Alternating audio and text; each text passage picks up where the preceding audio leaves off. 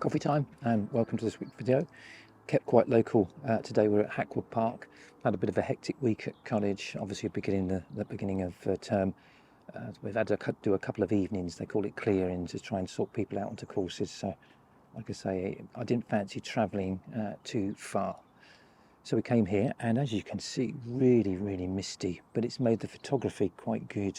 Yes, I think it's been quite nice to photograph the deer in silhouette. Looks quite ethereal, just gives a different feel to the photographs, doesn't it? Yeah, you just Definitely. that lovely backdrop. The trees are sort of almost out of focus, just really makes it nice. So we've been concentrating on a bit of that. So we're going to walk through and see what we can find. Hopefully the mist will burn off as we come through the day and give us an opportunity to catch something else. I've always been, I suppose, a little bit disappointed here. The potential here looks massive, but just never really got anything super special.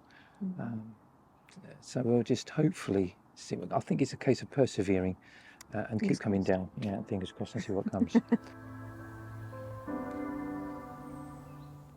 The depth of the fog varied as we moved around the field, and certain instances it was very clear, others it was really quite thick.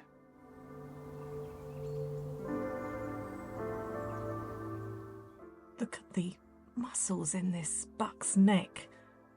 Really powerful neck muscles. Well, I'm assuming to be able to hold up those antlers, which, difficult to say how heavy they might be, but sort of 3, 4, 5 kilo plus. Obviously a very strong animal though. And then to do the fighting. Yes, of course.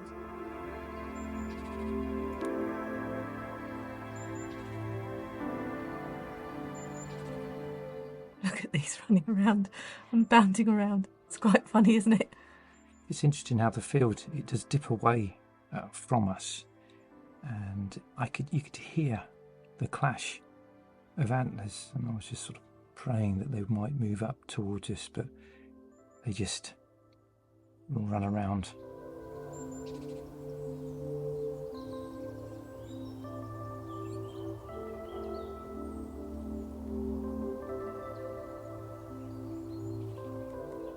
It's quite funny, look, the way this one is looking around. I think he would prefer at this point just to be eating his breakfast in peace, perhaps. Quite funny. Not very impressed.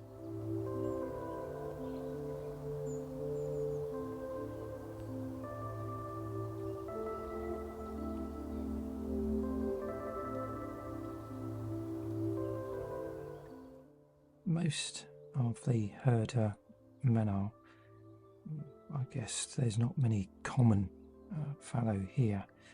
I did spot a black metallistic pricket at the last time I here, but looking around I couldn't see him. But the field, well, there's several fields, and it goes back quite a way around the house, so it's a bit of a hit and miss if you do see them. He was rather handsome though, so hopefully he's still around and was just out of our view.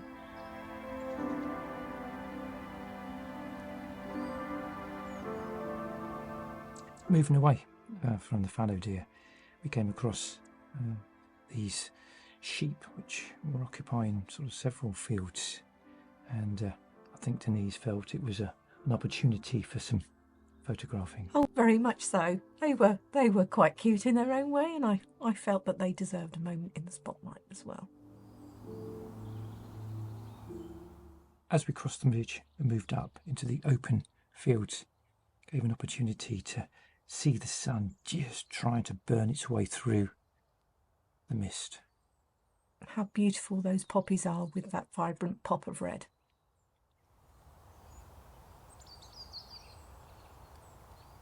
Once the sun finally broke through, it was still just a little bit of heat haze, I guess. And on the prominent tree was this red kite. He's rather gorgeous, isn't he?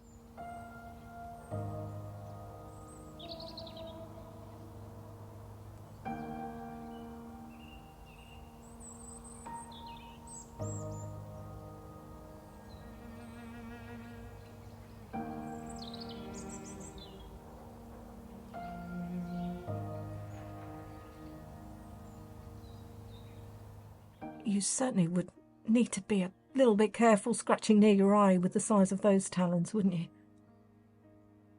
Certainly see the power within them. Definitely. And what a glorious colour to those feathers. Yeah. Certainly very, very beautiful and, to use my favourite word, striking. A very striking bird.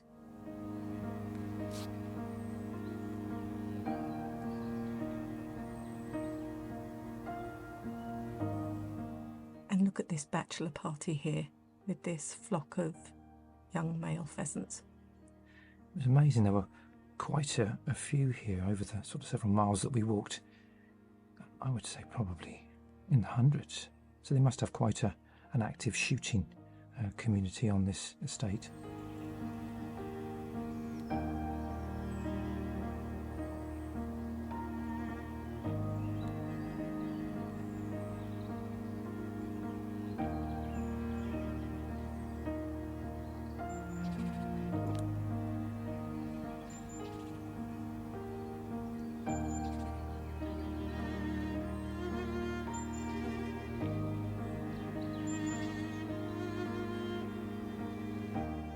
So the fallow deer are sort of active 24 hours of the day, but most active dawn and dusk.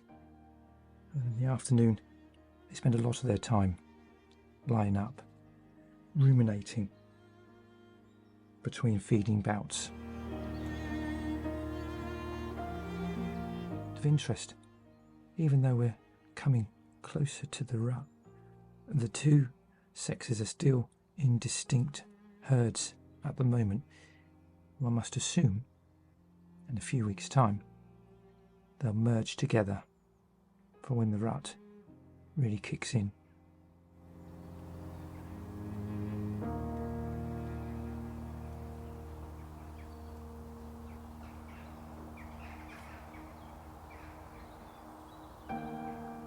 Look how adorable this group of young ones are. So sweet. Look at those beautiful faces.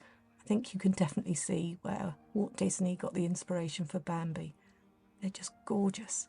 And notice how the prickets are still in with the does and the young. Yes. Yeah, they'll probably separate out and join the males, after sort of 2-3 years plus, I guess.